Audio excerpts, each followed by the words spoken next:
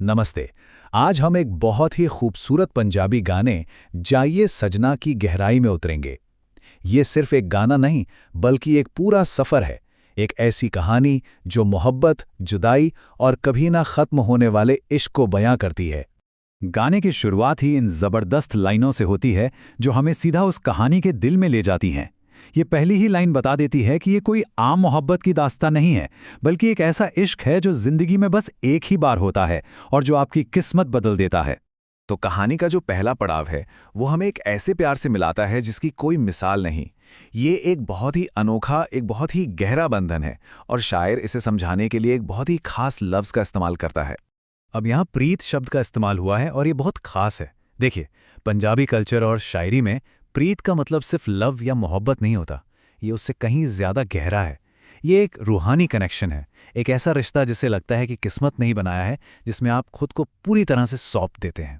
तो मतलब इस गाने की पूरी बुनियाद ही इसी एक बात पर टिकी है कि ये एक ऐसा तजुर्बा है, एक ऐसा एहसास है जो ज़िंदगी में फिर कभी दोहराया नहीं जा सकता।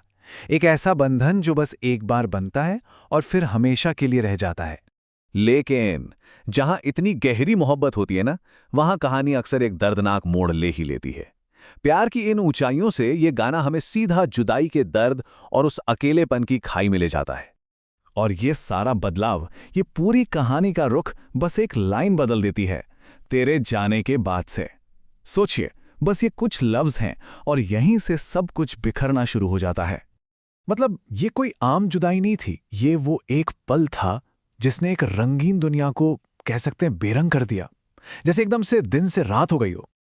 और इस जुदाई का असर देखिए कितना गहरा है कि अपना ही शहर बेगाना लगने लगता है। वो जगहें जो कभी अपनी हुआ करती थीं अब पराई लगने लगी हैं। ऐसा लगता है जैसे इतनी भीड़ में भी वो बिल्कुल अकेले रह गए हैं। तो ये जो बदलाव है, ये कितना बड़ा है, इसका अंदाजा आप इसी से लगा सकते हैं। पहले क्या था? एक ऐसा प्यार जो ही पूरी दुनिया थी, और बाद में बस अकेलापन, वो रातें जो जाकर गुजर रही हैं। जैसा गाने में भी कहते हैं, एक दिन सोई ना और दोबारा किसी से वैसी प्रीत हो जाए, इसकी तो कोई गुंजाइश ही नहीं बची। अब जब कोई इंसान इतने दर्द से गुजर रहा हो तो दुनिया का बर्ताव भी अक्सर बदल जाता है और कई बार बेरहम हो जाता है। तो अब कहानी उस मोड़ पर है जहां अंदर का दर्द और बाहर की ये जालिम दुनिया, इनके बीच एक टकराव शुरू होता है। हाँ, गाना भी ये मानता है कि जमाना जालिम है। इस अकेलेपन में दुनिया की बातें भी सुननी पड़ती हैं। लेकिन इस जुल्म के जवाब में इंसान टूट नहीं रहा है, बल्कि एक अलग ही तरह की हिम्मत दिखा रहा है। चाहे दुनिया कितनी भी जालिम क्यों ना हो जाए, अंदर से टूटने का तो सवाल ही नहीं उठता।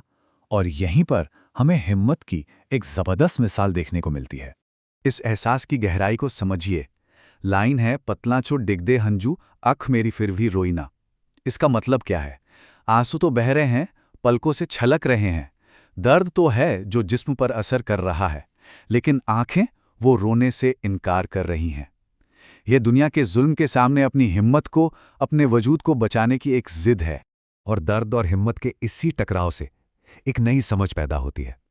अब जो निराशा थी, वो इश्क की ताकत का एक ऐलान बन जाती है। एक ऐसा ऐलान कि ये इश्क कभी खत्म नहीं होगा। ये लाइन बहुत ही कमाल की है। सारे रंग देख दे कोई डर नहीं।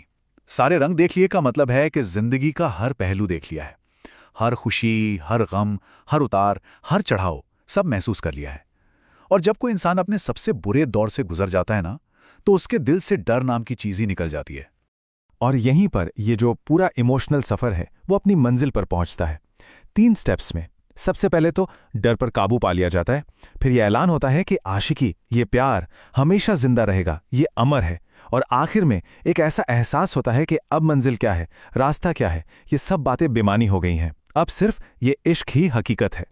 तो आखिर में होता क्या है? ये इश्क अब सिर्फ 2 लोगों के बीच का एक एहसास नहीं रह जाता।